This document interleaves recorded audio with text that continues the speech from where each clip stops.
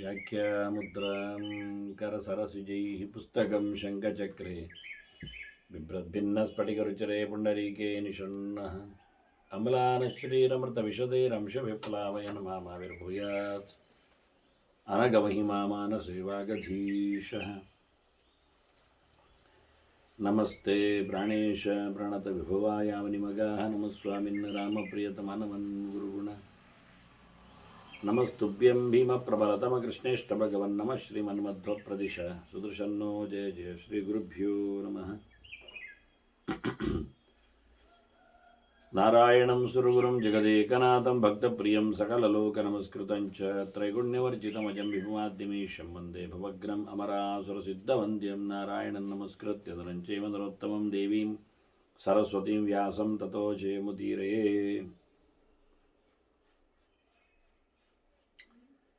ವೇದವ್ಯಾಸುರ ಮಹಾಭಾರತದ ಚಿಂತಕರಿಗೆ ವಂದನೆಗಳು. ಶಾಂತಿ ಪರ್ವದ 495ನೆಯ ಪ್ರವಚನ. ವೈಶಂಪಾಯನರು ತಮಗೆ ವ್ಯಾಸರು ಹೇಳಿದ ಚಿಂತನೆಯನ್ನು ಜನಮೇಜಯನಿಗೆ ಹೇಳುತ್ತಾ ಇದ್ದಾರೆ. ಅತ್ತ ದೇವತೆಗಳೆಲ್ಲ ನಾರಾಯಣನ ಆದೇಶದಂತೆ ಭಗವಂತನ ಉಪಾಸನೆ ಮಾಡಲು, ಪ್ರಜೆಗಳನ್ನು ಪ್ರವೃತ್ತಿ ಧರ್ಮದಲ್ಲಿ ನೆಲೆಗೊಳಿಸಲು ಒಪ್ಪಿಕೊಂಡು ತೆರಳಿಬಿಟ್ರು ದೇವರ ಸ್ವರ ಕೇಳಿ. ಆದರೆ ದೇವರನ್ನು ಕಾಣಲೇಬೇಕೆಂಬ ನೆಲೆಯಲ್ಲಿ ಬ್ರಹ್ಮದೇವ ಅಲ್ಲೇ ನಿಂತ. ಹಾಗಾಗಿ ಬ್ರಹ್ಮದೇವನ ಆಸೆಗೆ ಅನುಗುಣವಾಗಿ ಭಗವಂತ ಅವನಿಗೆ ಕಾಣಿಸಿಕೊಳ್ಳುತ್ತಾನೆ. ತಂದೇವ ದರ್ಶಯಾಮಾಸ ಕೃತ್ವ ಹಯಶಿರೋ ಮಹತ್. ಆಗ ಬ್ರಹ್ಮದೇವ ಕಂಡ ರೂಪ ಹೇಗಿತ್ತು ಕೇಳಿದರೆ ಭಗವಂತನ ಕುದುರೆ ಮೋರೆಯ ರೂಪ, ಹಯಗಿರಿವ ರೂಪದಲ್ಲಿ ಭಗವಂತ ಕಾಣಿಸಿಕೊಂಡ. ಬರುವಾಗಲೇ ಸಾಂಗಾನ್ ಆವರ್ತಯನ್ ವೇದಾನ್ ಕಮಂಡಲು ತ್ರಿದಂಡಧರ, ಕೈಯಲ್ಲಿ ಕಮಂಡಲು ಹಿಡಿದಿದ್ದಾನೆ, 3 ದಂಡವನ್ನು ತಂದಿದ್ದಾನೆ, ಇಟ್ಕೊಂಡಿದ್ದಾನೆ. ಅಂದರೆ ಸನ್ಯಾಸಿಯ ವೇಷ. ಸನ್ಯಾಸಿಯ ವೇಷದಲ್ಲಿ ಹೈಗ್ರೀವನ ರೂಪ, ಅಪೂರ್ವವಾದಂಥ ಒಂದು ಚಿಂತನೆ, ಬಹಳ ವಿಶಿಷ್ಟವಾದಂತಹ 2 ಕೈ ಹಯಗ್ರೀವ. ಇದು ವೇದ ಪ್ರತಿಪಾದ್ಯ ರೂಪವಾಗಿ ಬಂದಿದೆ. ಅಂತಹ ಶುದ್ಧವಾದಂತಹ ರೂಪದಿಂದ ಕಾಣಿಸಿಕೊಂಡು ಅವನ ಆಸೆಯನ್ನು ಈಡೇರಿಸಿದ್ದಾನೆ. ಇದು ವೇದರೂಪ. ಹಯಗತೌದ್ದ ಧಾತ್ವಾರ್ಥ ಇರಲಿಕ್ಕೆ ಹೋಗಿ ಕುದುರೆ ಏನನ್ನು ರೆಪ್ರೆಸೆಂಟ್ ಮಾಡ್ತದೆ, ಪ್ರತಿನಿಧಿಸ್ತದೆ ಕೇಳಿದರೆ ಮಾತನ್ನು, ವೇದವನ್ನು. ಹಾಗಾಗಿ ವೇದದ ಭಗವಂತನ ದಿವ್ಯವಾದ ರೂಪವನ್ನು ಕಾಣಿಸಿಕೊಂಡಿದ್ದಾನೆ. ಚತುರ್ಮುಖ ಪಾದಕ್ಕೆ ತಲೆ ಚೆಲ್ಲಿ ನಮಸ್ಕರಿಸಿಬಿಟ್ಟಿದ್ದಾನೆ. ಮೂರ್ಧಾ ಪ್ರಣಮ್ಯ ವರದಂತಸ್ಥೌ ಪ್ರಾಂಜಲಿ ಅಗ್ರತಃ. ಮತ್ತೆ ಎದ್ದು ನಿಂತು ಕೈ ಮುಗಿದುಕೊಂಡು ಅವನ ಎದುರು ಪ್ರಾರ್ಥನೆ ಮಾಡಿದ್ದಾನೆ, ನಿಂತಿದ್ದಾನೆ. ಆಗ ಬಹಳ ಆನಂದದಿಂದ ಹಯಗ್ರೀವ ರೂಪದ ಭಗವಂತನು ಚತುರ್ಮುಖನನ್ನು ಅಪ್ಪಿಕೊಂಡಿದ್ದಾನೆ. ಸ ಪರಿಶ್ವಜ್ಯ ದೇವೇನ ವಚನಂ ಶ್ರಾವಿತಸ್ತದ. ಮಾತನ್ನು ಹೇಳ್ತಾನೆ ಅವನಿಗೆ, ನೀನು ಹೋಗು, ಲೋಕದ ಕೆಲಸ ಆಗಲಿಕ್ಕಿದೆ ಅಂತ. ಲೋಕಕಾರ್ಯಗತಿ ಸರ್ವಾಹತ್ವಂ ಚಿಂತೆಯ ಯಥಾವಿಧಿ. ಕ್ರಮ ಪ್ರಕಾರ ಬ್ರಹ್ಮಾಂಡದ ಜನರ ಕೆಲಸಗಳನ್ನೆಲ್ಲ ಯೋಚನೆ ಮಾಡಿ ನಡೆಸಿಬಿಡು. ಧಾತಾತ್ವಂ, ಇಡೀ ಬ್ರಹ್ಮಾಂಡದ ಅರಸ ನೀನು. ಸರ್ವಭೂತಾನಾಂ ತ್ವಂ ಪ್ರಭು ಜಗತೋ ಗುರು. ಎಲ್ಲ ಜೀವರ ಅಭಿಮಾನಿ ಇದ್ದಿ, ಲೋಕದ ಗುರುವಾಗಿದ್ದಿ, ಜಗದ್ಗುರುವಾಗಿದ್ದಿ ನೀನು. ಹಾಗಾಗಿ ನಿನ್ನ ಮೇಲೆ ನಾನು ಪೂರ್ತಿಯಾದ ಭರವಸೆಯನ್ನಿಟ್ಟಿದ್ದೇನೆ, ಭಾರವನ್ನು ಇಟ್ಟಿದ್ದೇನೆ. ಲೋಕವನ್ನು ನೋಡಿಕೊಳ್ಳುವ ಭಾರಪೂರ ನಿನ್ನದೇ. ತ್ವಯ್ಯಾವೇಶಿತ ಭಾಗೋಹಂ ತ್ವಯ್ಯಾವೇಶಿತ ಭಾರೋಹಂ ಧೃತಿಂ ಪ್ರಾಪ್ಸ್ಯಾಮಿ ಅತ ಅಂಜಸ. ನಾನು ಗಮ್ಮತ್ತಿನಲ್ಲಿ ಧೈರ್ಯವಾಗಿದ್ದೇನೆ. ಸಂಪೂರ್ಣವಾದ ವಿಜ್ಞಾನಮಯ ಕೋಶದ ಅಧಿದೇವತೆಯಾಗಿ ನಿಂತ ನೀನು ಸಕಲ ಜೀವಗಳ ಬ್ರಹ್ಮಾಂಡದ ಆಗು ಹೋಗುಗಳನ್ನೆಲ್ಲ ನೋಡಿಕೊಳ್ಳುತ್ತೆ. ಎಲ್ಲಿಯಾದರೂ ಏನಾದರೂ ದೇವತೆಗಳ ಕೆಲಸದಲ್ಲಿ ಏನಾದರೂ ಅಡಚಣೆಗಳು ಬಂದರೆ, ನಿನಗಂತೂ ಅದನ್ನು ಸಹಿಸಿಕೊಳ್ಳಲು ಕಷ್ಟವಾಗಿ ಬಂದರೆ, ನಿನ್ನಿಂದ ಅದು ಸರಿದೂಗಿಸಲು ಆಗದೇ ಹೋದಲ್ಲಿ ಯದಾಚ ಸುರಕಾರ್ಯಂತೆ ಅವಿಷಹ್ಯಂ ಭವಿಷ್ಯತಿ ಅಂಥ ಸಂದರ್ಭದಲ್ಲಿ ನಾನು ಪ್ರಾದುರ್ಭಾವವನ್ನು ಪಡಿತೇನೆ. ಪ್ರಾದುರ್ಭಾವಂ ಗಮಿಷ್ಯಾಮಿ ತದಾತ್ಮಜ್ಞಾನ ದೇಶಿಕ. ನಾನು ಭಗವಂತನ ಅಂದರೆ ನನ್ನ ಜ್ಞಾನವನ್ನು ಉಪದೇಶ ಕೊಡುವವನಾಗಿ ಲೋಕಕ್ಕೆ ನಾನು ಮತ್ತೆ ಬರ್ತೇನೆ, ವಿಶೇಷವಾದಂತಹ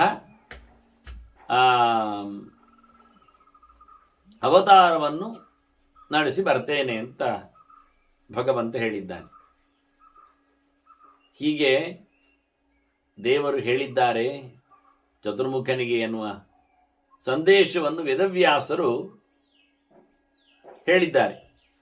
ವ್ಯಾಸರು ಹೇಳುತ್ತಾರೆ, ಮುಖ್ಯವಾಗಿ ಅಲ್ಲಿ ಭಗವಂತ ಕಾಣದಾಗಿದ್ದಾನೆ, ಚತುರ್ಮುಖ ಹೊರಟೋಗಿದ್ದಾನೆ, ಇದೇ ಇಷ್ಟು ವಿಷಯಗಳು ಅಲ್ಲಿ ನಡೆದಿರುವಂಥದ್ದು, ಅದನ್ನೆಲ್ಲ ನಾನು ತಿಳ್ಕೊಂಡು ಹೇಳಿದ್ದೇನೆ ಅಂತ. ಏವಮೇಷ ಮಹಾಭಾಗ ಪದ್ಮನಾಭ ಸನಾತನ ಯಜ್ಞೇಶು ಅಗ್ರಹರ ಪರೋಕ್ತ ಯಜ್ಞಧಾರಿ ಚ ನಿತ್ಯದ. ಅವನ ಪ್ರಶ್ನೆ ಅದಾಗಿತ್ತು. ಯಜ್ಞದಲ್ಲಿ ಮೊದಲ ಆಹುತಿಯನ್ನು ಯಾರು ಸ್ವೀಕಾರ ಮಾಡಲಿಕ್ಕೆ, ಯಾರು ಯಜ್ಞೇಶ್ವರು ಎನ್ನುವ ನೆಲೆಯಲ್ಲಿ ಪ್ರಶ್ನೆ ಇತ್ತು. ಹಾಗಾಗಿ ಭಗವಂತನೇ ಯಾರು ಚತುರ್ಮುಖನನ್ನು ಹೆತ್ತವನೋ, ಬ್ರಹ್ಮಾಂಡದ ಅರಸನೋ, ಅವನೇ ವಾಸ್ತವವಾಗಿ ಯಜ್ಞಗಳಲ್ಲಿ ಆರಾಧ್ಯನಿದ್ದಾನೆ ಅನ್ನುವ ಸ್ಪಷ್ಟತೆಯನ್ನು ಕೊಡ್ತಾ ದೇವರು ಎರಡೂ ಧರ್ಮಗಳನ್ನು ನಡೆಸಿಕೊಡ್ತಾ ಇದ್ದಾನೆ ಲೋಕದಲ್ಲಿ. ನಿವೃತ್ತಿಂ ಚ ಆಸ್ಥಿತಃ ಧರ್ಮ. ಯಾರಿಗೆ ಅಂದರೆ ಗತಂ ಅಕ್ಷಯ ಧರ್ಮಿಣ, ಯಾರು ಗತಿಂ ಅಕ್ಷಯ ಧರ್ಮಿಣ ಕರ್ಮವನ್ನು ಸಂಪೂರ್ಣವಾಗಿ ನಡೆಸಿಬಿಟ್ಟು ಹಿಂದೆ ಬಾರದ ಗತಿಯನ್ನು ಯಾರು ಬಯಸ್ತಾರೆ ಅಂಥವರಿಗೆ ನಿವೃತ್ತಿ ಕರ್ಮ ಬೇಕು. ಅಂಥವರಿಗೂ ಭಗವಂತ ವಿಶೇಷವಾದಂಥ ಇಂಬು ಕೊಡುವವನು. ಅದರಂತೆ ಲೋಕದಲ್ಲಿ ಜನರಿಗೆ ವಿಚಿತ್ರವಾದ ಪ್ರವೃತ್ತಿಗಳಿವೆ, ಅವರವರ ಯೋಗ್ಯತೆಯಂತೆ, ಅವರವರ ಯೋಚನೆಯಂತೆ. ಹಾಗಾಗಿ ಪ್ರವೃತ್ತಿ ಧರ್ಮ ವಿಧತೆ ಕೃತ್ವ ಲೋಕಸ್ಯ ಚಿತ್ರತಾಂ, ಲೋಕದ ಬಹುಬಗೆಯನ್ನು ನೋಡಿಕೊಂಡು ಅದಕ್ಕೆ ಅನುಗುಣವಾಗಿ ಪ್ರವೃತ್ತಿ ಧರ್ಮವನ್ನು ಸಹ ಆತ ನಡೆಸ್ತಾ ಇದ್ದಾನೆ. ಹೀಗೆ ಪ್ರವೃತ್ತಿ ಧರ್ಮ, ನಿವೃತ್ತಿ ಧರ್ಮ. ಯಾಕೆಂದರೆ ಯಜ್ಞಯಾಗಗಳೆಲ್ಲ ಪ್ರವೃತ್ತಿ ಧರ್ಮದಲ್ಲಿ ಬಂದುಬಿಡ್ತದೆ. ಹಾಗೇನಲ್ಲ, ಯಾವುದೇ ಕರ್ಮವನ್ನು ಯಾವ ಪ್ರಕಾರದಲ್ಲಿಯೂ ಮಾಡಲಿಕ್ಕಾಗ್ತದೆ. ಫಲದ ಆಸೆಯಿಂದ ಪ್ರಾಯಶ್ಚಿತ್ತದ ನೆಲೆಯಲ್ಲಿ ಅದನ್ನು ಮಾಡ್ತಾ ಬಂದರೆ ಆಗ ಅದು ಪ್ರವೃತ್ತಿ ಕರ್ಮ ಆಗ್ತದೆ. ದೇವರು ಇಷ್ಟನಾಗಲಿ, ಅವನು ಪ್ರೀತನಾಗಲಿ ಅನ್ನುವ ನೆಲೆಯಲ್ಲಿ ಮಾಡಿದರೆ ಅದು ನಿವೃತ್ತಿ ಕರ್ಮ ಆಗ್ತದೆ. ಇಷ್ಟೇ ವಿಷಯ ವಾಸ್ತವವಾಗಿ. ಈಗ ಭಗವಂತನ ವಿಶೇಷವಾದ ಒಂದು ಸುಲಭ ಸಾಧ್ಯವಾದ ಪೂಜೆ ಅಂತ ಹೇಳಿ ಸತ್ಯನಾರಾಯಣ ಪೂಜೆ ಅಂತ ಅದು ಪುರಾಣ ಒಂದೆರಡು ಕಡೆಯಲ್ಲಿ ಅದು ಕೊಟ್ಟುಬಿಟ್ಟಿದೆ ಆ ವ್ರತವನ್ನು. ಅದನ್ನು ಯಾಕೆಲ್ಲ ಮಾಡಲಿಕ್ಕೆ ಬರ್ತದೆ ಅಂತ ಹೇಳಿಕೊಂಡು ನಿರೂಪಣೆಯು ಅದರ ಮಹಿಮೆಯಲ್ಲಿ ಬಂದಿದೆ. ಹಾಗಾಗಿ ಹೆಚ್ಚಿನವರೆಲ್ಲ ಅವರ ಮನೆ ಒಕ್ಕಲಿನ ಹೊತ್ತಿನಲ್ಲಿ ಅದನ್ನಿಟ್ಟುಕೊಳ್ತಾರೆ. ಇನ್ನು ಕೆಲವರೆಲ್ಲ ಮದುವೆಯ ಸಂದರ್ಭದಲ್ಲಿ ಅದನ್ನಿಟ್ಟುಕೊಳ್ತಾರೆ. ಹೀಗೆ ವಿಶೇಷವಾಗಿ ಕೆಲವೊಮ್ಮೆ ಅವರು ಯಾವುದೋ ಕಾರ್ಯಗಳು ಆಗಬೇಕು ಅಂತಿದ್ದರೆ ಅದನ್ನು ಮಂಡಲಾವೃತ್ತಿಯಲ್ಲಿಯೋ ಎಷ್ಟೋ ತಿಂಗಳುಗಳಲ್ಲಿಯೋ ಅದನ್ನು ಪ್ರತಿ ಹುಣ್ಣಿಮೆಯಲ್ಲಿಯೋ ನಡೆಸಿಕೊಂಡು ಬರ್ತಾರೆ ಹರಕೆಯಾಗಿ ಅಂತ. ಇದು ಯಾವುದೇ ಇಲ್ಲದೆಯೂ, ಯಾವ ಪರ್ವಕಾಲ ಅಲ್ಲದೆಯೂ ಸತ್ಯನಾರಾಯಣನ ಪೂಜೆಯನ್ನು ಕಲ್ಪೋಕ್ತವಾಗಿ ಮಾಡಬಾರ್ದ? ಮಾಡ್ಬೋದು. ಸಪಾದವನ್ನು ಭಕ್ಷ್ಯವನ್ನು ಸಮರ್ಪಣೆಗೆ ಇಡಬಹುದಾ? ಇಡಬಹುದು.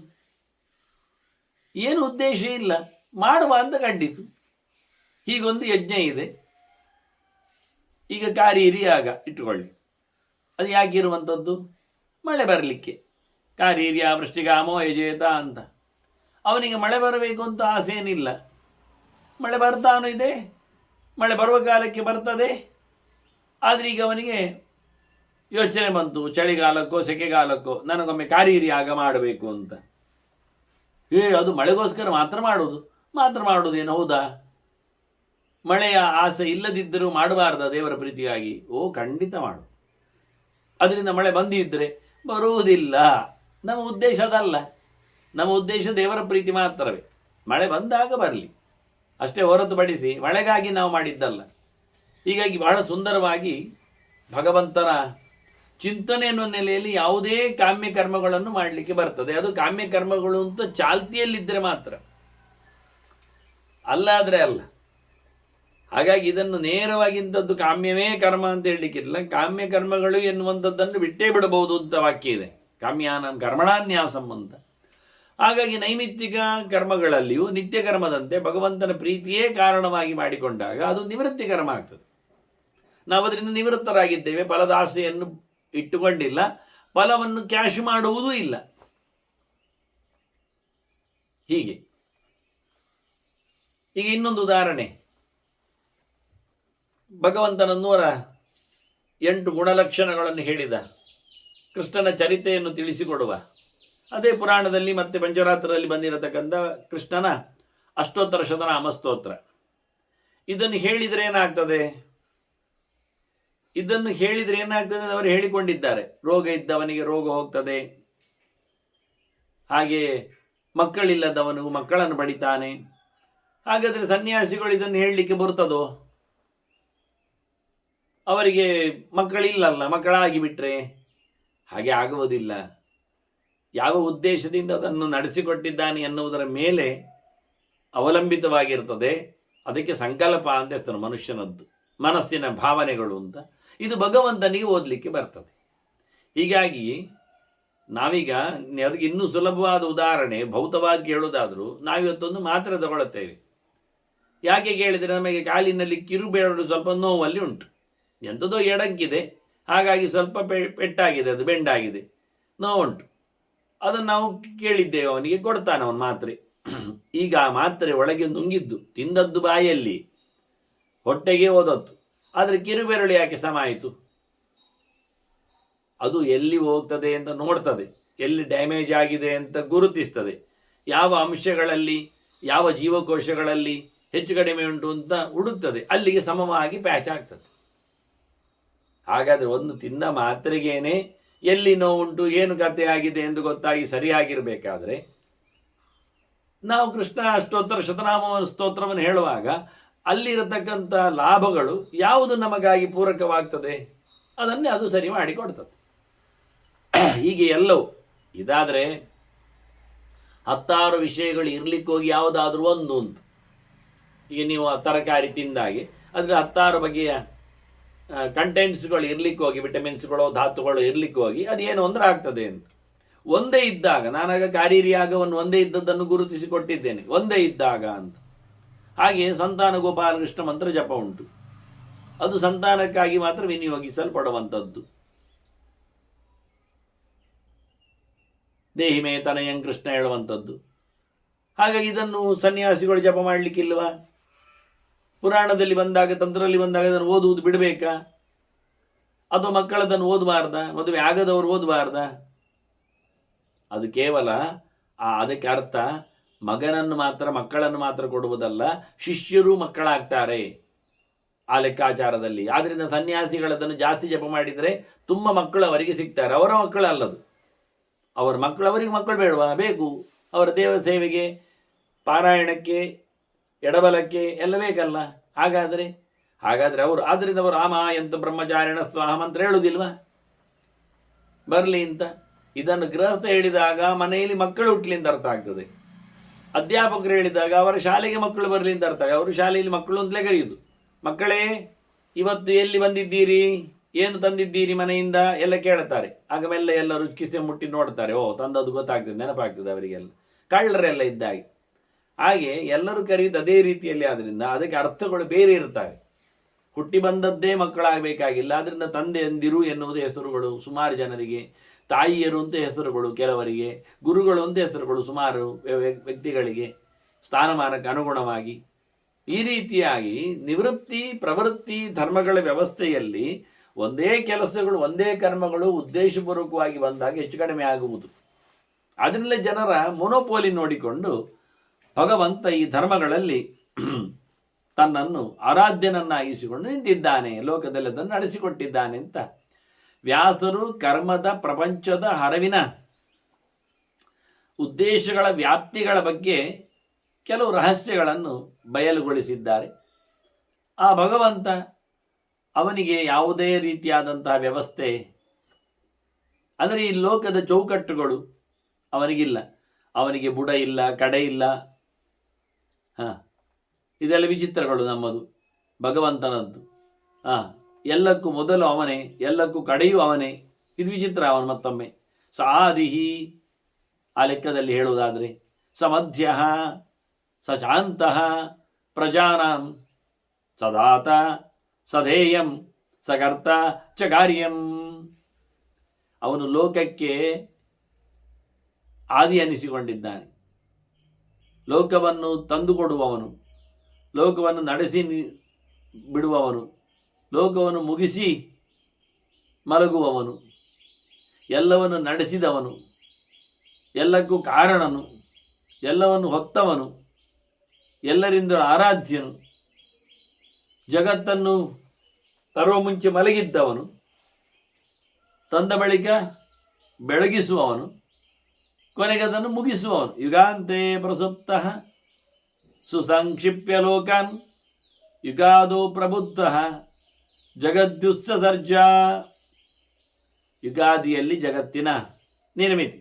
ಯುಗಾದೋ ಪ್ರಬುದ್ಧೋ ಜಗದ್ಯುತ್ಸರ್ಜಾ ಅಂತ ಯುಗಾದಿಯಲ್ಲಿ ಸೃಷ್ಟಿಯಾಗ್ತದೆ. ಆಗ ಸೃಷ್ಟಿಯಾಗುವಾಗ ಯುಗಾದಿಯಲ್ಲಿ ಏನಿರ್ತದೆ? ಎಲ್ಲವೂ ಶುರು ಇರ್ತದೆ, ಆರಂಭ ಇರ್ತದೆ. ತಿಂಗಳದ್ದು ಆರಂಭ ಇರ್ತದೆ, ಚೈತ್ರ ಮಾಸ ಅಂತ. ಹಾಗೆ ಅದು ರಾಶಿಯ ಲೆಕ್ಕಾಚಾರಕ್ಕೆ ಬರಲಿಕ್ಕೆ ಅದರೊಟ್ಟಿಗೆ ಶುಕ್ಲ ಪಕ್ಷ ಇರ್ತದೆ ಆರಂಭದಲ್ಲಿ. ಅದರಲ್ಲಿ ಮೊದಲ ದಿನ ಪ್ರತಿಪತ್ತಿ ಇರ್ತದೆ. ನೋಡಿ ಹೇಗೆ ಅಂತ. ಹಾಗಾಗಿ ನಡುವೆ ಎಲ್ಲ ಶುರುವಾಗುವುದಿಲ್ಲ. ಆವತ್ತು ಸೂರ್ಯನು ಅಶ್ವಿನಿಯ ನಕ್ಷತ್ರದ ಪ್ರಥಮ ಪಾದದಲ್ಲಿ ಸಂಚಾರ ಮಾಡಿರುತ್ತಾನೆ ಸೃಷ್ಟಿಯ ಆರಂಭದಲ್ಲಿ. ಮತ್ತೆ ಅವನು ಸ್ವಲ್ಪ ತಡವಾಗಿ 12 ರಾಶಿಯನ್ನು 360 ಡಿಗ್ರಿಯನ್ನು ಕ್ರಮಿಸುವುದರಿಂದ ಸ್ವಲ್ಪ ತಡವಾಗಿ ವರ್ಷಗಳು ಮುಗಿತದೆ. ಅದನ್ನು ಮುಂದಿನ ವರ್ಷದ ಚೈತ್ರ ಆರಂಭ ಆಗುವಾಗ ಇನ್ನು ಸೂರ್ಯ ಮೀನದಲ್ಲೇ ಇರ್ತಾನೆ, ಈಚೆ ಬಂದಿರುವುದಿಲ್ಲ. ಹೀಗೆ 3-4 ವರ್ಷಕ್ಕಾಗುವಾಗ ಅದು ಅಧಿಕ ಮಾಸದಿಂದಾಗಿ ಸರಿ ಮಾಡಲಿಕ್ಕೆ ಬರ್ತದೆ. ಮತ್ತೆ ಪುನಃ ಯಥಾ ಪ್ರಕಾರ ಹತ್ತಿರ ಬರ್ತಾನೆ, ಚೈತ್ರದಲ್ಲೇ ಅವನು ಸಿಕ್ಕಿ ಬೀಳುತ್ತಾನೆ. ಹೀಗೆ ಯುಗ ಆದಿಯಾಗುವುದು ಚೈತ್ರದ ಆರಂಭದಲ್ಲಿ ಅಂತ ಬಹಳ ಸ್ಪಷ್ಟವಾಗಿ ಎಲ್ಲ ಕಡೆ ಹೇಳಿಯಾಗಿದೆ, ತಿಳಿಸಿಕೊಟ್ಟಿದ್ದಾರೆ. ಮತ್ತು ಸೂರ್ಯ ಬಂದಾಗಲೂ ನಾವು ಮಾಡಬಾರ್ದು ಅಂತೇನು ಹೇಳುವುದಿಲ್ಲ. ಅದು ಸೌರ ಯುಗಾದಿ, ಇದು ಚಾಂದ್ರ ಯುಗಾದಿ, ಎರಡು ಸರಿಯೇ. ಆದರೆ ಸೂರ್ಯ ಬಂದಾಗ ಯುಗಾದಿ ಆದದ್ದು ಅಲ್ಲ ಅಷ್ಟೇ. ಅದಕ್ಕಿಂತ ಮೊದಲೇ ಚಂದ್ರ ಬಂದಾಗಲೂ ಯುಗಾದಿ ಆಗಿ ಬಿಟ್ಟಿದೆ. ಹಾಗಾಗಿ ಒಂದು ವ್ಯವಸ್ಥೆಯಲ್ಲಿ ಆವತ್ತು ಬರುವ ವಾರವನ್ನು ಅದರ ಜನರನ್ನು, ಅಂದರೆ ವಾರದ ಜನ ಯಾರು, ರವಿಯೋ ಸೂರ್ಯನೋ, ರವಿಯೇ ಸೂರ್ಯ ತಾನೆ, ಮಂಗಳನೋ ಬುಧನೋ ಚಂದ್ರನೋ ಶುಕ್ರನೋ, ಅವನು ಆವತ್ತು ರಾಜನಾಗ್ತಾನೆ. ಅದೇ ಸಂಕ್ರಮಣ ಬಂದಾಗಿಬಿಟ್ರೆ ಆ ವಾರ ಅದು ಮಂತ್ರಿ ಆಗ್ತಾನೆ. ಹಾಗೆ ಯಾರದ್ದೋ ಒಬ್ಬನದ್ದು ರಾಜ, ಯಾರದ್ದೋ ಒಬ್ಬನದ್ದು ಮಂತ್ರಿ. ಚಂದ್ರನ ಲೆಕ್ಕಾಚಾರ ಆದರೆ ಒಬ್ಬ, ಸೂರ್ಯನ ಲೆಕ್ಕಾಚಾರ ಆದರೆ ಒಬ್ಬ. ಒಂದು ರಾಜ ಮಂತ್ರಿ ಅವರವರೇ ಹಾಕೊಳ್ತಾರೆ. ಇವನನ್ನು ರಾಜ ಮಾಡ್ತಾನೆ, ಅವನನ್ನು ಮಂತ್ರಿ ಮಾಡ್ತಾನೆ. ಅವರಿಗೆ ಬೇಕಾದರೆ ಇವನನ್ನು ಮಂತ್ರಿ ಮಾಡ್ತಾನೆ, ಅವನನ್ನು ರಾಜ ಮಾಡ್ತಾನೆ. ಕೊನೆಗೆ 2 ಒಂದೇ ವಾರ ಬಂದರೆ ಭಾರಿ ಖುಷಿ ಇರ್ತದೆ. 2 ಪೋರ್ಟ್ಫೋಲಿಯೋ ಒಬ್ಬನಿಗೆ, ಅದು ಸುಲಭ, ಅದರಲ್ಲಿ ಗಲಾಟೆ ಇಲ್ಲ. ಆದ್ದರಿಂದ ಮೊದಲ ಬಾರಿಗೆ ಬ್ರಹ್ಮದೇವ ಸೃಷ್ಟಿ ಮಾಡುವಾಗ ಆರಂಭದಲ್ಲಿ ಚೈತ್ರ ಮಾಸವನ್ನೇ, ಶುಕ್ಲ ಪಕ್ಷವನ್ನೇ, ಪ್ರತಿಪತ್ತನ್ನೇ, ಅದರಲ್ಲಿ ಕೃಷ್ಣ ಪಕ್ಷ ತಂದದ್ದಲ್ಲ, ಪೂರ್ಣಿಮಾಂತ ಮಾಸ ಅಂತ ಮಾಡಿಕೊಂಡದ್ದಲ್ಲವ, ಅಮಾಂತ ಮಾಸವನ್ನೇ ಮಾಡಿಕೊಂಡದ್ದು. ವೃದ್ಧಿಯನ್ನೇ ಮೊದಲು ತಂದದ್ದು, ಶುಕ್ಲ ಪಕ್ಷವನ್ನೇ ಮೊದಲು ತಂದದ್ದವ. ಹೀಗಾಗಿ ಇಂಥ ಯುಗಾದಿಯಲ್ಲಿ ಭಗವಂತ ಮತ್ತೆ ಜಗತ್ತನ್ನು ಸೃಷ್ಟಿ ಮಾಡ್ತಾನೆ. ಯುಗದ ಅಂತ್ಯದಲ್ಲಿ ಜಗತ್ತನ್ನು ಮತ್ತೆ ಸಂಹಾರ ಮಾಡ್ತಾನೆ. ಕಾಲದ ಘಟ್ಟವನ್ನು ಉಲ್ಲೇಖ ಮಾಡಿದ್ದು. ಹೀಗೆ ಅನೇಕ ಯುಗಗಳ ರಾಶಿಯ ಚಕ್ರದಲ್ಲಿ ಮುಗಿದು ಹೋದಾಗ. ಹಾಗಾಗಿ ಅವನಿಗೆ ನಾರಾಯಣನಿಗೆ, ಭಗವಂತನಿಗೆ ಎಲ್ಲರೂ ಸಹ ಮಣೀರಿ.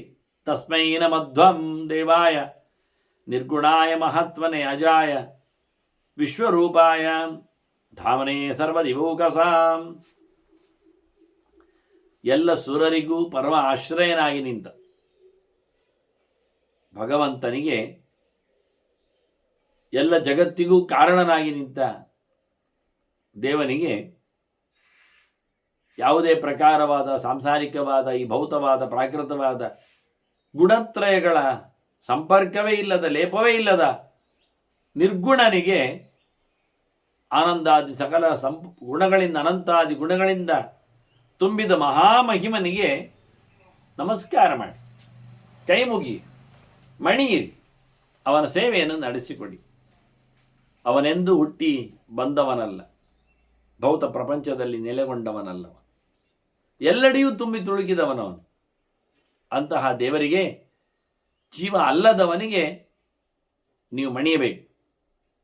ಮಹಾಭೂತಾಧಿಪತೆಯೇ, ಅವನು ಸಕಲ ಜೀವರಾಶಿಗಳ ಅಷ್ಟೇ ಅಲ್ಲದೆ ಜಡಕ್ಕೂ ಸಹ ಸ್ವಾಮಿಯಾಗಿ ಮಿಗಿಲಾಗಿ ನಿಂತವ. ದ್ರವ್ಯಂ ಕರ್ಮಜ ಕಾಲಶ್ಚ ಹೇಳಿದ ಹಾಗೆ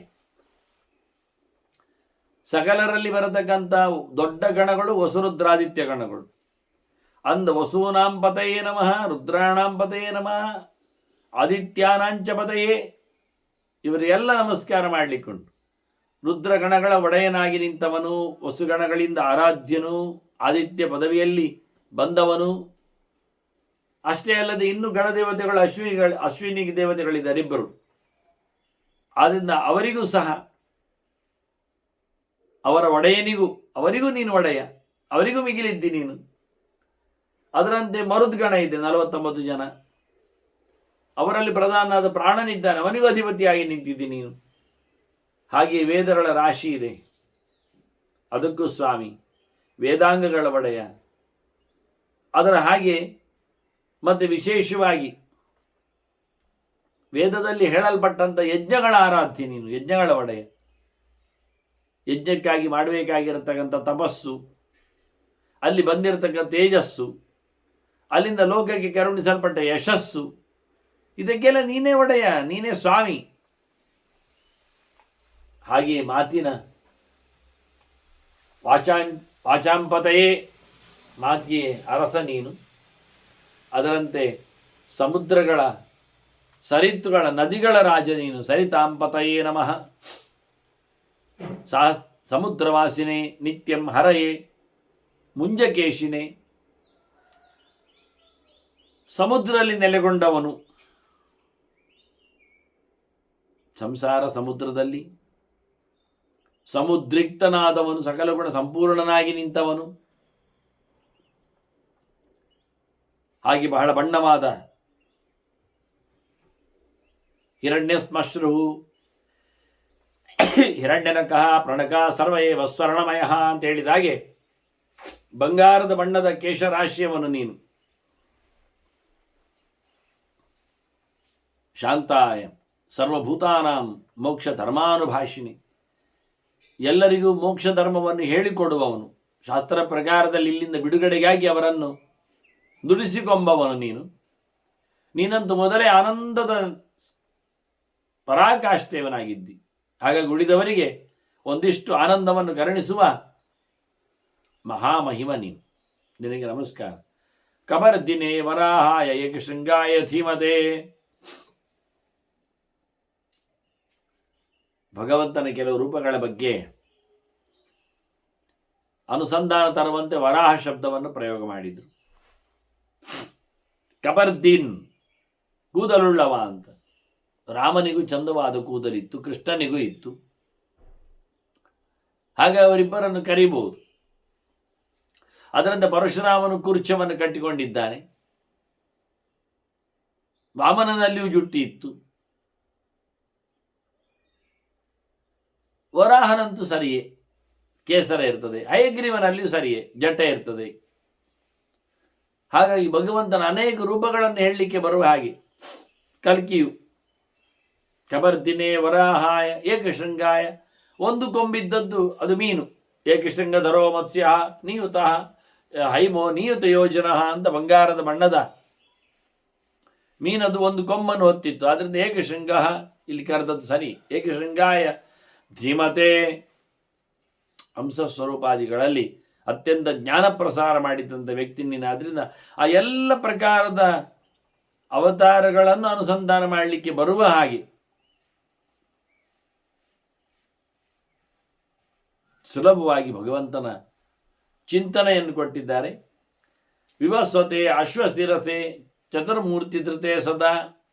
ಹಾಗೆ ಕುದುರೆ ಮೋರೆಯನ್ನು ಹೊತ್ತವನು ನೀನು.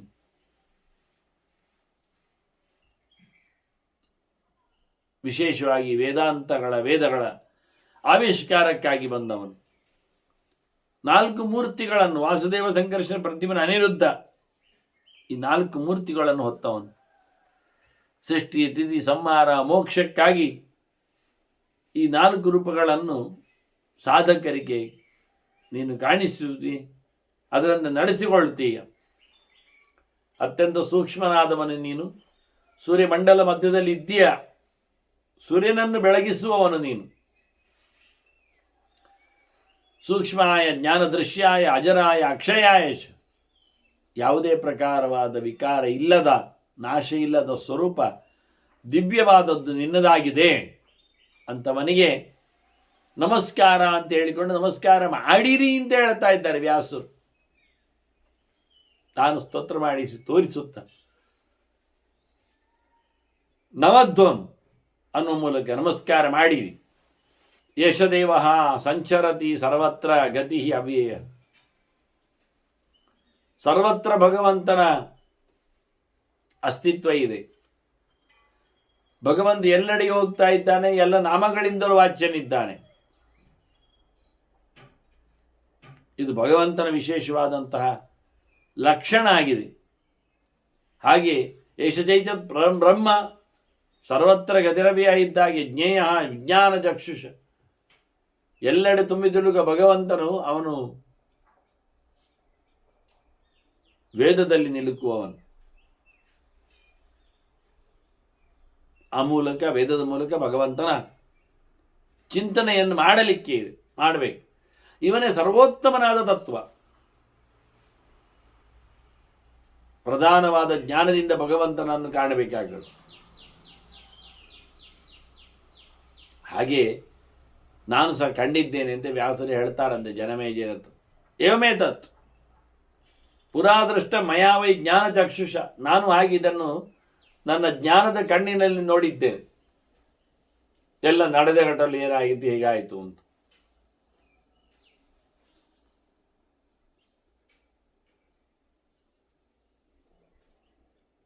ಕುಹ್ಯನ್ಯ ಪುಂಡರೀಕಾಕ್ಷಾತ್ ಮಹಾಭಾರತ ಕೃದ್ಭವೆ ಅಂತ ಹೇಳಿದಾಗಿ ವೇದವ್ಯಾಸರು ಸ್ವಯಂ ವಿಷ್ಣುವೇ. ಆದರೂ ನಾನು ಯೋಚನೆ ಮಾಡಿ ನೋಡಿದೆ ಅಂತ ಹೇಳಿದ್ದಾರೆ. ನಾನು ಹೇಳಿದ್ದೇನೆ ಹೇಳ್ತಾರೆ. ಕದಿದಂ, ನಾನು ಅದನ್ನು ಚೆನ್ನಾಗಿ ಕಂಡಿದ್ದೇನೆ. ದಿವ್ಯವಾದ ಚಕ್ಷುಸಿನಿಂದ ಕಂಡೇ ನಾನು ನಿಮಗೆ ಅದನ್ನು ತಿಳಿಸಿಕೊಟ್ಟಿದ್ದೇನೆ. ಹಾಗಾಗಿ ಕ್ರಿಯತಾಂ ಮಧ್ವಚಃ ಶಿಷ್ಯಾಃ ಸೇವ್ಯತಾಂ ಹರಿರೀಶ್ವರಃ ಗೀಯತಾಂ ವೇದ ಶಬ್ದೈಶ್ಚ ಪೂಜ್ಯತಾಂಚ ಯಥಾ ವಿಧಿ. ವ್ಯಾಸರು ಹೇಳತಕ್ಕ ಒಂದು ದೊಡ್ಡ ಸಂದೇಶ. ತನ್ನ 5 ಶಿಷ್ಯರಿಗೆ ಅವರು ಕೊಡಮಾಡಿದ ಒಂದು ಪ್ರಕಾರ.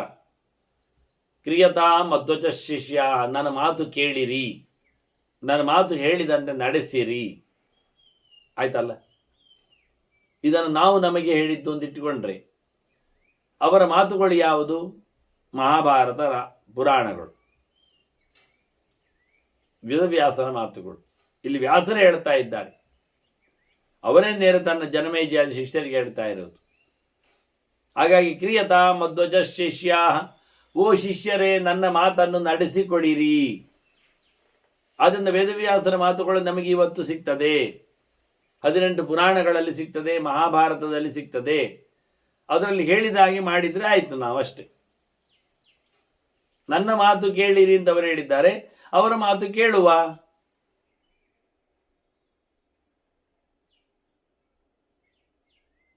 ಅವರು ನಮಗೆ ಇಂಡಿವಿಜುವಲಿ ಬಂದು ಹೇಳುವುದಿಲ್ಲ, ಮಾಸಲ್ಲಿ ಹೇಳಿಕೊಟ್ಟಿದ್ದಾರೆ, ಕೇಳ್ಬೋದಲ್ಲ, ಮಾಡ್ಬೋದಲ್ಲ. ಹಾಗೆ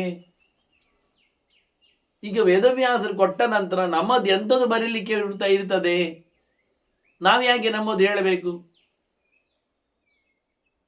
ನಾನು ಹೇಳುದಾಗಿ ವೇದವ್ಯಾಸರು ಏನು ಮಾಡಲಿಕ್ಕೆ ಉಂಟು ಅಂತ ಹೇಳಿ ಕೊಟ್ಟ ಬಳಿಕ ನಾವು ಎಂಥದ್ದು ಮಾಡುದು, ನಾವು ಯಾಕೆ ಮಾಡಬೇಕು?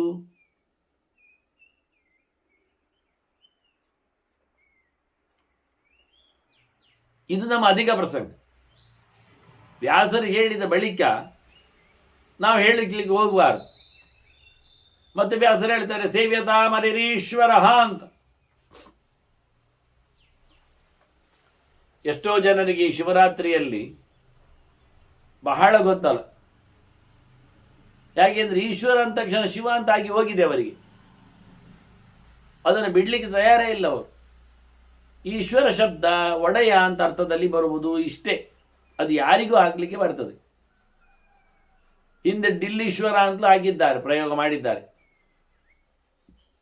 ಡಿಲ್ಲೀಶ್ವರೋವಾ ಜಗದೀಶ್ವರೋವಾ ಅಂತ ಹೇಳಿಕೊಟ್ಟು ಕವಿ ಹಾಕಿಬಿಟ್ಟಿದ್ದಾನೆ. ಈಶ್ವರ ಅಂದರೆ ಒಡೆಯ, ದೊರೆ ಅಷ್ಟೇ ಅರ್ಥ. ಹಾಗಾಗಿ ಗೋಮಟೇಶ್ವರ ಅಂತ ಹಾಕುವುದಿಲ್ವಾ? ವೆಂಕಟೇಶ್ವರ ಅಂತ ಹಾಕಲಿಲ್ವಾ? ವೆಂಕಟೇಶ್ವರ ಈಶ್ವರನ, ಶಿವನ, ರುದ್ರನ ಅಲ್ಲಲ್ವಾ? ಹಾಗಾಗಿ ಈಶ್ವರ ಅಂದರೆ ದೊಡ್ಡವ, ಸುಪ್ರೀಂ, ಇಷ್ಟೇ ಅರ್ಥ. ಅದು ಯಾವುದಕ್ಕೂ ಹಾಕಿರಲಿ ತೆಗೆದಿರಲಿ. ನಿಧೀಶ್ವರ, ಗಣೇಶ್ವರ ಎಲ್ಲ ಶಬ್ದಗಳನ್ನು ಹಾಕ್ತಾರೆ. ಗಣಪತಿಗೇನೆ ಗಣೇಶ್ವರ ಅಂತಾರೆ, ಕುಬೇರನಿಗೆ ನಿಧೀಶ್ವರ ಅಂತಾರೆ. ಹಾಗೆ ಈಶ್ವರ ಶಬ್ದ ಒಡೆಯ ಅರ್ಥದಲ್ಲಿ ಬರುವುದು. ಮತ್ತು ಎಲ್ಲರಿಗೂ ಒಡೆಯ ಯಾರು? ಅದು ದೇವರು. ಯಾರು ಹೇಳಿದ್ದು? ದೇವರು ಹೇಳಿದ್ದು. ಈಶ್ವರ ಸರ್ವಭೂತಾನಾಮೃದ್ದೇಶೇ ಅರ್ಜುನ ತಿಷ್ಠತಿ ಭ್ರಾಮಯನ್ ಸರ್ವಭೂತಾನಿ ಯಂತ್ರಾರೂಢಾನಿ ಮಾಯೆಯ. ಎಲ್ಲಕ್ಕೂ ಮಿಗಿಲಾದವನು ಈಶ್ವರನೇ, ಬೇರೆ ಯಾರು ಅಲ್ಲ. ಹಾಗಾದ್ರಲ್ಲಿ ಈಶ್ವರ ಯಾರು ಅಂತ ಕೃಷ್ಣ ಹೇಳಿದ ಮಾತಿನಲ್ಲಿ ಈಶ್ವರ ಯಾರು? ಈಶ್ವರ ಸರ್ವಭೂತಾನಾಮೃದ್ದೇಶ ಹೇಳಿದ ನಂತರ ಎಲ್ಲರಲ್ಲಿರತಕ್ಕಂಥ ಈಶ್ವರ ಯಾರು? ಅದಕ್ಕೆ ಶಂಕರ ಭಾಷ್ಯದಲ್ಲಿ ಈಶ್ವರ ಈಶನಶೀಲ ನಾರಾಯಣ ಅಂತಲೇ ಉಂಟು ಅಂತರ್ಯಾಮಿ ಬ್ರಾಹ್ಮಣದಲ್ಲಿ. ಅದರಾಗಿ ಇಲ್ಲಿಯೂ ಸಹ, ಗೀತೆಯಲ್ಲಿಯೂ ಸಹ. ಹಾಗಾಗಿ ಈಶ್ವರ ಎನ್ನುವುದು ಸರ್ವತ್ರ ವ್ಯಾಪ್ತನಾದ ಭಗವಂತನನ್ನು. ಇನ್ನೂ ಅದನ್ನು ಒಡೆದು ನೋಡಿದರೆ ಈಶವರ ಅಂತ ಉಂಟಲ್ಲಿ ಶಬ್ದ. ಈಶರಿಗೆ ವರ, ಈಶನಿಗೆ ವರ, ಈಶರಿಗೆ ವರ. ಯಾರು ಈಶರು, ಒಡೆಯರು? ಎಲ್ಲರೂ ದೊಡ್ಡ ದೊಡ್ಡವರೇ ಈಗ ನೋಡ್ಲಿಕ್ಕೆ ಹೋದ್ರೆ. ಹಾಗಾಗಿ ಅವರೆಲ್ಲರಿಗೂ ಸಹ ವರವನ್ನು ಕೊಡುವವ. ಬ್ರಹ್ಮ, ವಾಯು, ಗರುಡಶೇಷ, ರುದ್ರರು, ಇಂದ್ರಗಾಮರು, ಲಕ್ಷ್ಮಿ, ಮತ್ತೆ ಬೇಕಾದರೆ ಶಚೀರಥೀರು, ಇವರೆಲ್ಲರೂ ಸಹ ದೊಡ್ಡ ದೊಡ್ಡವರು.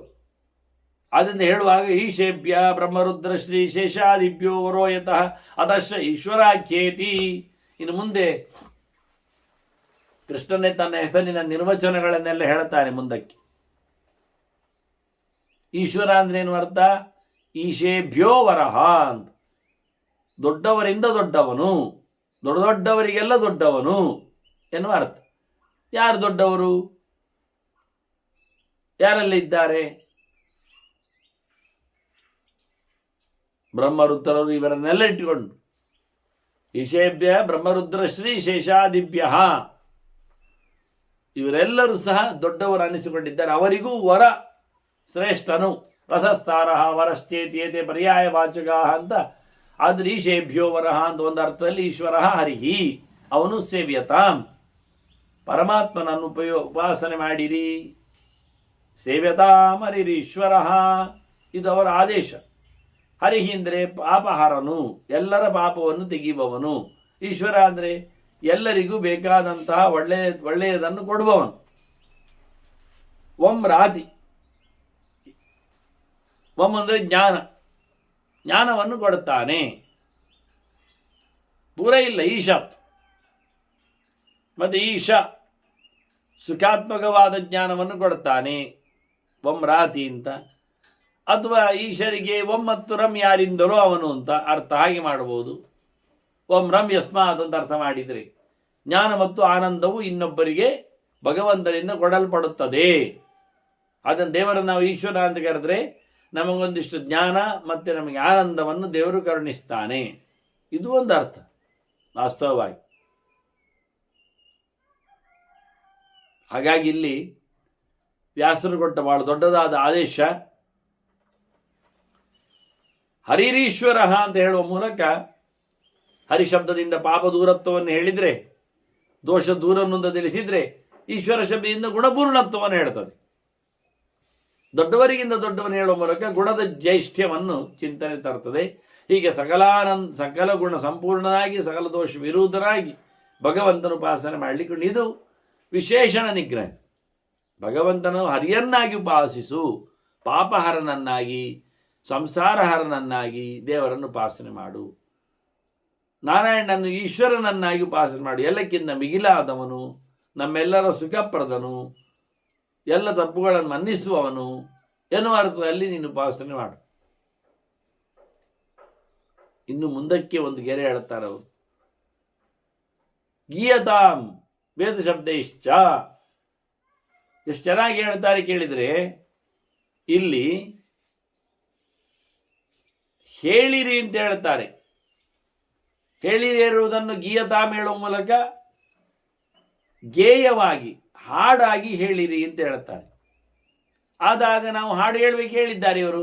ನಾವು ಹಾಡು ಶುರು ಮಾಡ್ತೇವೆ, ಈಗ ಹಾಡು ಹೇಳುತ್ತೇವೆ, ನಮಗೆ ಬರ್ತದೆ ಹಾಡು.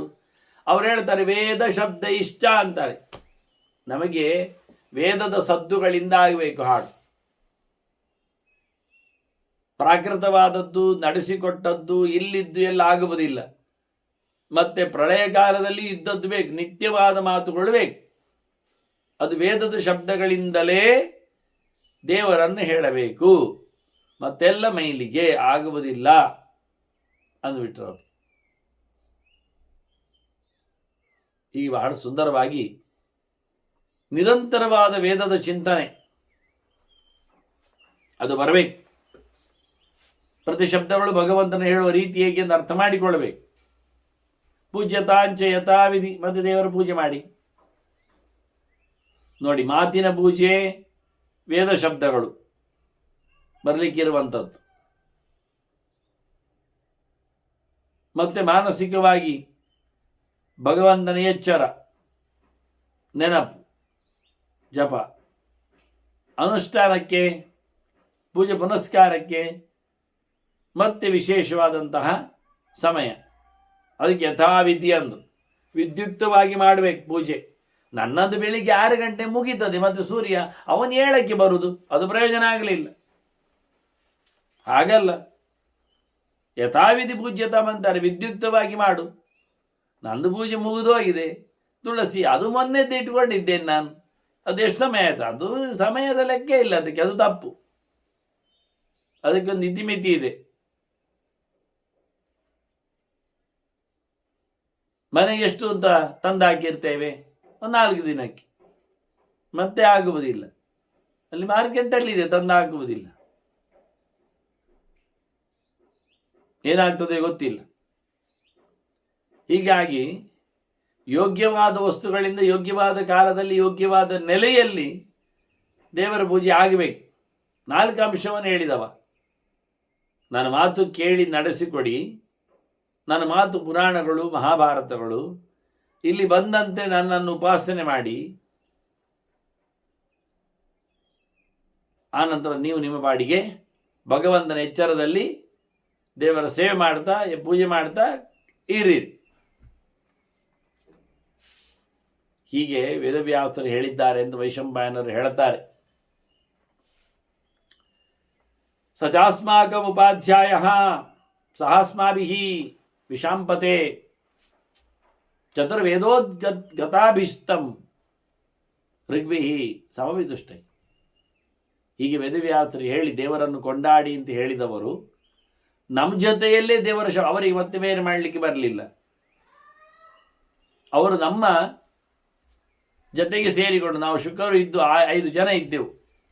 ನಮ್ಮ ಜೊತೆಯಲ್ಲಿ ಅವರು, ನಮ್ಮ ಗುರುಗಳು ಚಂದವಾದಂತಹ ವೇದವಾದ ಜೊತೆಯಲ್ಲಿ ಭಗವಂತನ ಸ್ತೋತ್ರವನ್ನು ಮಾಡಿದರು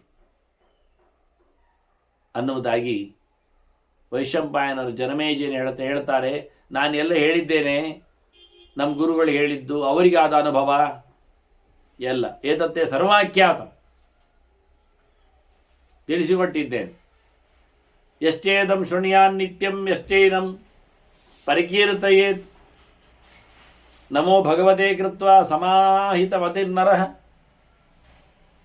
ಇದು ಯಾರಾದರೂ ಬಹಳ ಚಂದ ಮಾಡಿ ಒಳ್ಳೆ ಮನಸ್ಸಿನಿಂದ ಇದನ್ನು ಓದಿದರೆ, ಹೇಳಿದರೆ, ತಿಳಿಸಿದರೆ, ಕೇಳಿದರೆ ಅದು ದೇವರಿಗೆ ಮಣಿದು ಭಗವಂತನ ಎಚ್ಚರದಿಂದ ನಡೆಸಿಕೊಟ್ಟವನಿಗೆ ಒಳ್ಳೆಯದಾಗ್ತದೆ. ಅವನು ಯಾವುದೇ ಕಾಯಿಲೆಗಳು ಬರುವುದಿಲ್ಲ, ಸಂಸಾರ ರೋಗ ಅವನಿಗೆ ಅಂಟುವುದಿಲ್ಲ. ಭವತ್ಯ ರೋಗೋ ಮತಿಮಾನ್ ಬಲರೂಪ ಸಮನ್ವಿತ. ಅವನಿಗೆ ಆತ್ಮಬಲ ಬರ್ತದೆ, ಒಳ್ಳೆ ಭಗವಂತನ ಎಚ್ಚರ ಸಂಪಾದನೆ ಆಗ್ತದೆ. ಅವನು ಒಳ್ಳೆ ರೀತಿಯಿಂದ ದೇವರ ಆರಾಧನೆಯನ್ನು ಮಾಡುವ ಶುದ್ಧ ಬುದ್ಧಿಯವನಾಗ್ತಾನೆ. ಬದ್ಧೋ ಮುಚ್ಚೇತ ಬಂಧನಾತ್. ಯಾರಾದರೂ ಸಿಕ್ಕಿಬಿದ್ದಿದ್ದರೆ, ತೊಂದರೆಯಲ್ಲಿದ್ದರೆ, ಬಂಧನದಲ್ಲಿ ಸಿಲುಕಿದ್ದರೆ ಅಲ್ಲಿಂದ ಬಿಡುಗಡೆಯನ್ನು ಪಡಿತಾನೆ. ಲಭೇದ್ ಕಾಮಂ ಕಾಮಕಾಮಿ. ಬಯಸಿದವನು ಬಯಸಿದ್ದನ್ನು ಪಡಿತಾನೆ. ಆಯ್ತಲ್ಲ, ಯಾವ ಇಷ್ಟ ಬೇಕು, ಯಾವ ಇಚ್ಛೆ ಆಗಬೇಕು. ದೀರ್ಘಮಾಯುರ್ವಾಪುನಯಾತ್. ಬಹಳ ಕಾಲ ಬದುಕ್ತಾನೆ. ಇದನ್ನು ಕಲಿತವ, ಕೇಳಿದವ, ತಿಳಿಸಿದವ, ಅರಗಿಸಿಕೊಂಡವ. ಬ್ರಾಹ್ಮಣ ಸರ್ವವೇದಿ ಸ್ಯಾತ್. ಬ್ರಾಹ್ಮಣನಿಗೆ ತಿಳುವಳಿಕೆಯೇ ದೊಡ್ಡ ಸಂಪತ್ತು. ಎಲ್ಲ ತಿಳಿಯುವುದು ಅಂದರೆ ದೊಡ್ಡ ಮಿರಾಕಲ್ ಇದ್ದಾಗೆ. ಅಂತಹ ಜ್ಞಾನಿ ಒಬ್ಬ ಬ್ರಾಹ್ಮಣನಾಗ್ತಾನೆ. ಕ್ಷತ್ರಿಯೋ ವಿಜಯೀ ಭವೇ. ಕ್ಷತ್ರಿಯನಾದರೆ ಅರಸೊತ್ತಿಗೇನು ದೊಡ್ಡದು ಮಾಡ್ತಾನೆ, ಗೆಲ್ತಾನೆ, ಸೋಲುವುದಿಲ್ಲ ಬದುಕಿನಲ್ಲಿ. ವೈಶ್ಯ ವಿಪುಲ ಲಾಭ ಸ್ಯಾತ್. ವೈಶ್ಯರು ವ್ಯಾಪಾರಿಗಳಿದ್ದಾಗೆ, ಅವರಿಗೆ ಭಾರಿ ಲಾಭ ಆಗ್ತದೆ. ಇದರಿಂದಾಗಿ ವಿಶೇಷವಾದ ಲಾಭವನ್ನು ಅವರು ಪಡೀತಾರೆ. ಅದು ಇನ್ಫ್ಲುಯೆನ್ಸ್ ಮಾಡ್ತದೆ. ಶೂದ್ರಸ್ಸುಖ ಮುವಾಪುನಿಯಾತ್. ಪರಿಚರ್ಯ ಮಾಡತಕ್ಕವನು ಅವನು ಆರಾಮವಾಗಿ ಸಂತೋಷವಾಗಿ ಇರ್ತಾನೆ. ಮಾತಿನ ಪ್ರಭಾವ ಅವನ ಮೇಲೂ ಬೀಳುತ್ತದೆ. ಯಾವಾಗ ಹೇಳಿದ್ರು ಏತತ್ತೇ ಸರ್ವಮಾಖ್ಯಾತಂ ಹೇಳ್ತಾ ಯಶ್ಚೇದಂ ಶೃಣಿಯಾನ್ ನಿತ್ಯಂ ಯಶ್ಚೇದಂ ಪರಿಕೀರ್ತಯೇತ್ ಅಂತ ಹೇಳಿ. ಯಾರು ಕೇಳುತ್ತಾರೆ, ಯಾರು ಹೇಳುತ್ತಾರೆ ಅಂತ. ಹಾಗಾಗಿ ಹೇಳುವ ಭಾಗ್ಯ ಅವನಿಗೂ ಉಂಟು, ಕೇಳುವುದಷ್ಟೇ ಅಲ್ಲ. ಹಾಗಾಗಿ ಆರಾಮವಾದಂತಹ ಬದುಕನ್ನು ಅವನು ಸವೆಸ್ತಾನೆ. ಮತ್ತಿಷ್ಟು ಮಾತ್ರ ಅಲ್ಲ, ಮಕ್ಕಳು ಬೇಕಾದವರಿಗೆ ಮಕ್ಕಳಾಗ್ತದೆ. ಲಭತೆ ಪುತ್ರಂ.